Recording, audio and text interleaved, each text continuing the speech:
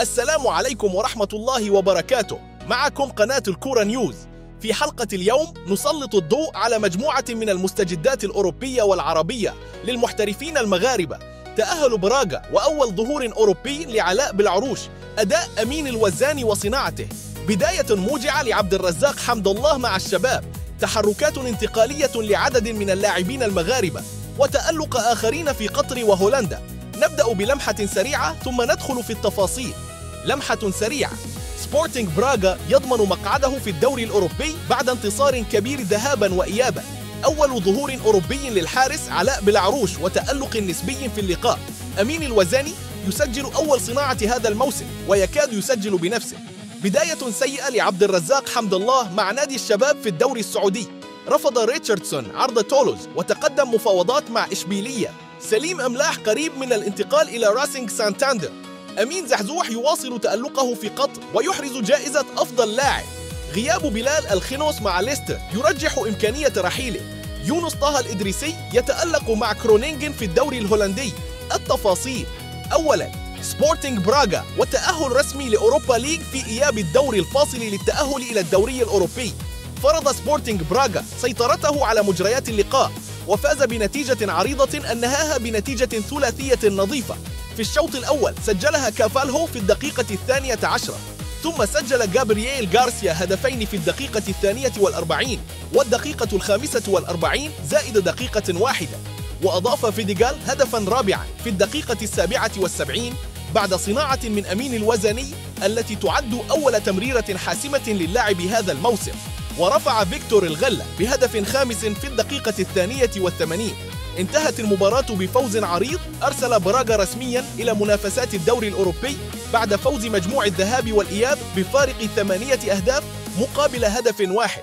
اللافت أن هذه المباراة شهدت الظهور الأوروبي الأول للحارس الدولي علاء بالعروش الذي لعب للمرة الأولى في منافسة قارية بعد قرار المدرب بتدوير الحراس، وظهر بشكل متوازن مع تصد مهم في الدقيقة 65 أبعد به محاولة خطيرة.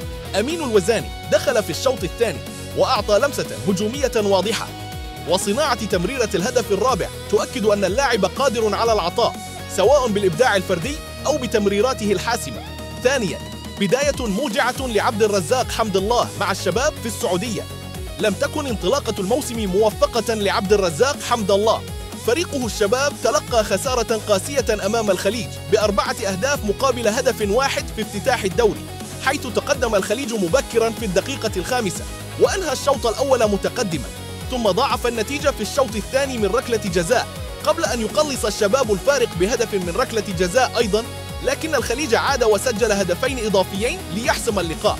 هذه الخسارة أظهرت أن بداية الموسم تحتاج إعادة الترتيب للفريق وتكيف أكبر من لاعبيه، وعلى رأسهم المهاجم المغربي الذي كان يطمح لانطلاقة أفضل.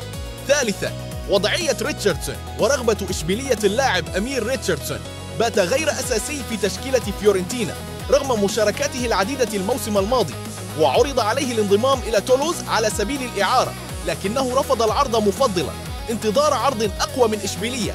حسب مصادر إعلامية، موقف اللاعب يدل على رغبة في البقاء بمستوى منافس أكثر تطلباً وإمكانية الالتحاق بمشروع أكبر في الليغا.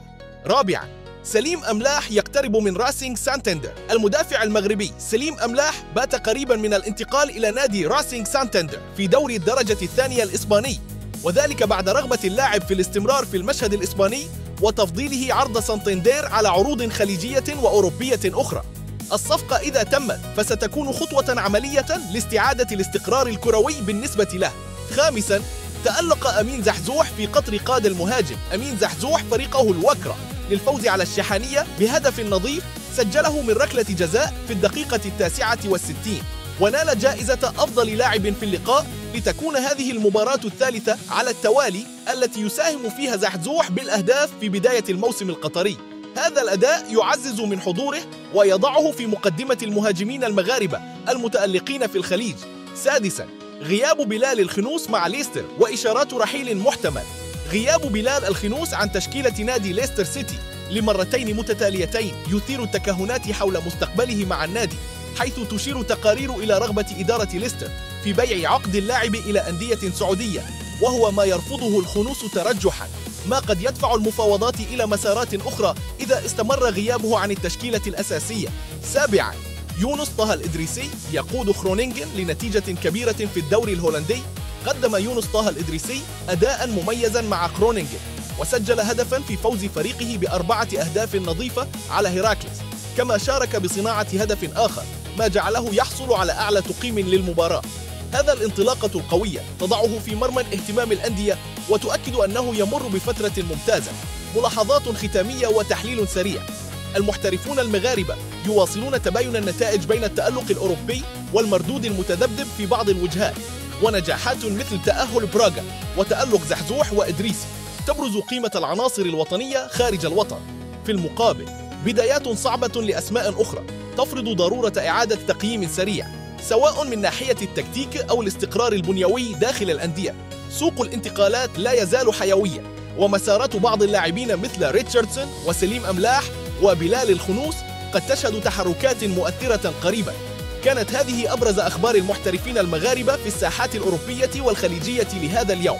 نتابع معكم كل جديد ونعود بحلقات تحليلية مفصلة عن أهم الملفات.